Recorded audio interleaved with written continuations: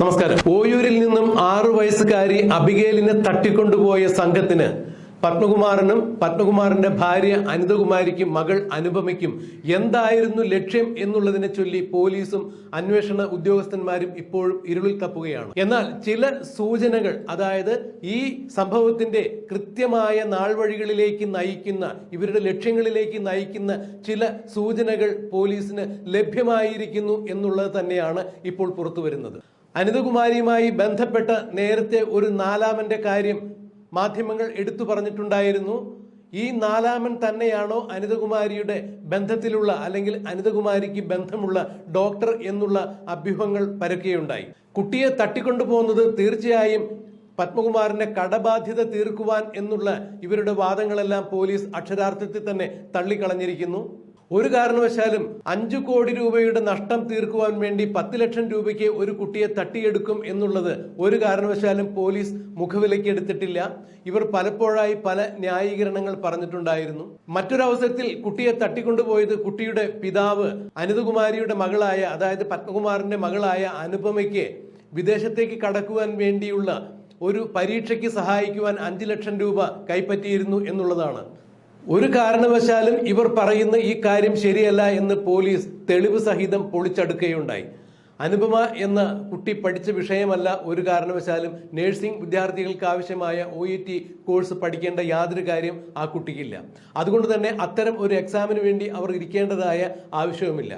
അപ്പോൾ പ്രഥമ ദൃഷ്ട്യാ തന്നെ പോലീസ് ഇവർ പറയുന്നത്, പത്മകുമാറും ഭാര്യ അനിതകുമാരിയും പറയുന്നത് കളവാണെന്ന് അന്നേ കണ്ടെത്തിയിട്ടുണ്ടായിരുന്നു. പിന്നെ എന്താണ് ഈ തട്ടിക്കൊണ്ടുപോകലിന് പിറകിലുള്ള ലക്ഷ്യം എന്ന് പോലീസ് അന്വേഷിച്ചു കഴിഞ്ഞപ്പോൾ ദുരൂഹതയുണർത്തുന്ന പല സംഭവങ്ങളാണ് ഇവരെ ചോദ്യം ചെയ്തതിൽ നിന്നും പോലീസിന് മനസ്സിലായത്. 3 പേരെ ഒറ്റയ്ക്കൊറ്റയ്ക്ക് ചോദ്യം ചെയ്യുമ്പോഴും ഒരുമിച്ചിരുത്തി ചോദ്യം ചെയ്യുമ്പോഴും മൊഴികളിൽ പരസ്പര വൈരുദ്ധ്യങ്ങൾ തന്നെയായിരുന്നു. ഇതിനിടയിൽ തന്നെ പോലീസ് ശാസ്ത്രീയമായ ചില ചോദ്യം ചെയ്യലുകൾ നടത്തിയിട്ടുണ്ടായിരുന്നു. ഇതിനുശേഷം തന്നെയാണ് ഇവരെ പത്മകുമാറിന്റെ ഫാം ഹൗസിലേക്ക് തെളിവെടുപ്പിന് വേണ്ടി കൊണ്ടുവന്നത്. എന്നാൽ തെളിവെടുപ്പിന് വേണ്ടി കൊണ്ടുവന്ന അവസരങ്ങളിലെല്ലാം തന്നെ അനിതകുമാരി ഒരു പ്രത്യേകതരം മാനസികാവസ്ഥ പ്രകടിപ്പിക്കുന്നതായിട്ടാണ് പോലീസിന് കാണാൻ സാധിച്ചത്. മാധ്യമങ്ങൾക്കും ഇത് തന്നെയാണ് കണ്ടെത്താൻ സാധിച്ചത്.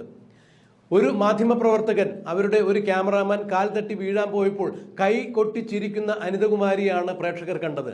ഞങ്ങളും ആ ദൃശ്യങ്ങൾ പ്രക്ഷേപണം ചെയ്തിട്ടുണ്ടായിരുന്നു.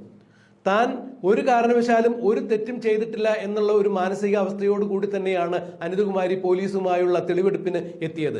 ജനങ്ങളെ കണ്ടപ്പോഴാകട്ടെ, അല്ലെങ്കിൽ പോലീസിന്റെ മുമ്പിൽ മൊഴി കൊടുക്കുമ്പോഴാകട്ടെ, താൻ ചെയ്തതിൽ ഒരു കാരണവശാലും തനിക്ക് ഒരു കുണ്ഠിതവും ഇല്ല എന്ന രീതിയിൽ തന്നെയുള്ള പെരുമാറ്റങ്ങൾ തന്നെയായിരുന്നു. അത്തരം ഒരു മാനസികാവസ്ഥയിൽ തന്നെയായിരുന്നു അനിതകുമാരി. എന്നാൽ പോലീസിന്റെ കൃത്യമായ ചില നിരീക്ഷണങ്ങൾ, ശാസ്ത്രീയമായ ചില ചോദ്യം ചെയ്യലുകൾ അനിതകുമാരിയെ ചുറ്റിപ്പറ്റി നടന്നു കഴിഞ്ഞപ്പോൾ ഞെട്ടിക്കുന്ന ചില വസ്തുതകളാണ് പുറത്തു വന്നത് എന്ന് അന്വേഷണ സംഘത്തിൽ നിന്ന് വിശ്വാസയോഗ്യമായ ചില വിവരങ്ങൾ ഞങ്ങൾക്ക് കിട്ടുകയുണ്ടായി. കുട്ടികളെ മാത്രം ഉപയോഗിച്ചുകൊണ്ട് ലൈംഗിക ബന്ധത്തിൽ ഏർപ്പെടുന്ന ചില ആളുകൾ നമ്മുടെ നാട്ടിലും പുറം രാജ്യത്തുമായി ഉണ്ട്. സുന്ദരികളായ ആരോഗ്യമുള്ള ഭാര്യമാരുണ്ടെങ്കിലും ഇവരുടെ ലൈംഗിക വൈരുദ്ധ്യങ്ങൾക്ക് ഇവർ ഉപയോഗിക്കുന്നത് 6 വയസ്സിനും 10 വയസ്സിനും ഇടയിലുള്ള പെൺകുട്ടികളെയാണ് എന്നുള്ള ഒരു കണ്ടെത്തലുകൾ നടന്നിട്ടുണ്ട്. ഇത്തരം ഏതെങ്കിലും ആവശ്യങ്ങൾക്ക് വേണ്ടിയാണോ ഇവർ ഈ കുട്ടിയെ തട്ടിക്കൊണ്ടുപോയത് എന്നുള്ളത് ചിന്തിക്കേണ്ടത് തന്നെയാണ്. പോലീസിന്റെ നീക്കങ്ങൾ ആ വഴിക്ക് തന്നെയാണ് എന്നുള്ളതാണ് അറിയുന്നത്. അനുപമ പത്മൻ എന്ന് പറഞ്ഞ പത്മകുമാറിന്റെ മകൾ യൂട്യൂബറാണ്. അതുകൊണ്ട് തന്നെ അവർക്ക് വിദേശങ്ങളിലുള്ള ധാരാളം ആളുകളുമായി നല്ല ബന്ധങ്ങളുണ്ട്. ഈ ബന്ധങ്ങളെല്ലാം ഉപയോഗപ്പെടുത്തിക്കൊണ്ട് തന്നെയാണോ ഇത്തരം ഒരു സാധ്യത ഇവർ ആരാഞ്ഞിരുന്നത് എന്നുള്ളതെല്ലാം അന്വേഷണത്തിലൂടെ വെളിവാക്കേണ്ട കാര്യങ്ങൾ തന്നെയാണ്. എന്നാൽ ഇത്തരം ചില സൂചനകളിലേക്കാണ് പോലീസ് ഇപ്പോൾ ചെന്നെത്തുന്നത്. രണ്ടാമതൊരു സൂചന പറഞ്ഞു കേൾക്കുന്നത് അവയവ മാഫിയ കച്ചവടക്കാരുമായുള്ള ഒരു ബന്ധം തന്നെയാണ്. അങ്ങനെയെങ്കിൽ അനിതകുമാരിയുടെ സുഹൃത്ത് എന്ന് പറയപ്പെടുന്ന അത്തരം ഒരു അഭ്യൂഹത്തിലേക്ക് പോലീസും അന്വേഷണ ഉദ്യോഗസ്ഥരും എത്തിച്ചേർന്ന ഒരവസരത്തിൽ ഒരു ഡോക്ടറാണ് അനിതകുമാരിയുടെ ഈ സുഹൃത്ത് എന്നാണ് അറിയപ്പെടുന്നത്. ഇയാൾ തന്നെയാണോ കേസിൽ ഉണ്ട് എന്ന് പറയുന്ന നാലാമൻ ഇയാൾ തന്നെയാണോ എന്നുള്ളതും സംശയമാണ്. അങ്ങനെയാണെങ്കിൽ ഇത്തരം ഒരാൾ വഴിയാണോ അവയവ മാറ്റ കച്ചവട മാഫിയയുമായി ഇവർക്ക് ബന്ധം പുലർത്താനായത്? അവയവമാറ്റ കച്ചവടത്തിന്റെ അന്തർ സംസ്ഥാന ലോബികളുമായി പത്മകുമാറിനും മകൾ അനുപമയ്ക്കും അനിതകുമാരിക്കും ബന്ധമുണ്ട് എന്ന് തന്നെയാണ് ഇതിലൂടെ മനസ്സിലാക്കേണ്ടത് എന്നാണ് ഇപ്പോൾ പുറത്തുവരുന്ന ചില സൂചനകൾ. അനിതകുമാരിയുമായി ബന്ധമുണ്ട്, അല്ലെങ്കിൽ അനിതകുമാരിയുമായി സൗഹൃദത്തിലാണ് എന്ന് പറയുന്ന ഈ നാലാമൻ, അതായത് പത്മകുമാറിനെ പോലും വിറപ്പിച്ച് നിർത്തുന്ന ഈ നാലാമൻ പത്മകുമാർ പോലും ഇയാളുടെ ഒത്താശയ്ക്കത്ത് അല്ലെങ്കിൽ ഇയാളുടെ ആജ്ഞയ്ക്കത്ത് പ്രവർത്തിക്കുന്നു എന്ന് പറയപ്പെടുന്ന ഈ നാലാമൻ, അത് അയാൾ ഒരു ഡോക്ടറാണ് എന്നുള്ള നിഗമനത്തിലേക്കാണ് നേരത്തെ തന്നെ പോലീസുകാരും ചില അന്വേഷണ ഉദ്യോഗസ്ഥന്മാരും സംശയം രേഖപ്പെടുത്തിയിരുന്നത്. അത്തരത്തിൽ ചില അഭ്യൂഹങ്ങൾ പരന്നിരുന്നു. അങ്ങനെയെങ്കിൽ അന്തർ സംസ്ഥാനത്തുള്ള അവയവ മാറ്റ കച്ചവട മാഫിയയുമായി ഇവർക്ക് ഏതെങ്കിലും തരത്തിൽ ബന്ധമുണ്ടാകാം എന്ന് തന്നെയുള്ള രീതിയിലേക്കാണ് ഇപ്പോൾ പോലീസിന്റെ ചില സൂചനകൾ പുറത്തു വരുന്നത്.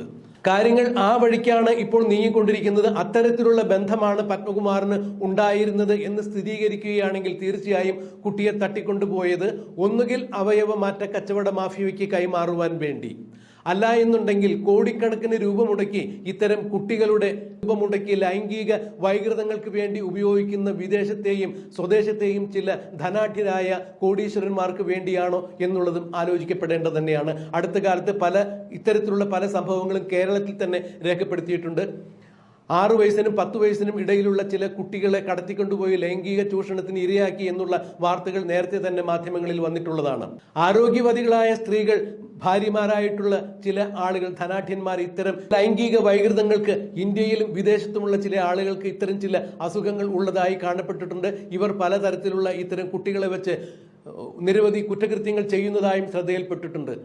അതായത് നീലചിത്ര നിർമ്മാണമടക്കമുള്ള കാര്യങ്ങൾക്ക് ഇത്തരം കുട്ടികളെ കടത്തിക്കൊണ്ടു പോകുന്ന ഒരു സംഘം കൃത്യമായി ഇവിടെ പ്രവർത്തിക്കുന്നുണ്ട് എന്നുള്ളത് തന്നെയാണ് നേരത്തെയും അന്വേഷണ ഉദ്യോഗസ്ഥർ വെളിവാക്കിയിട്ടുള്ളത്.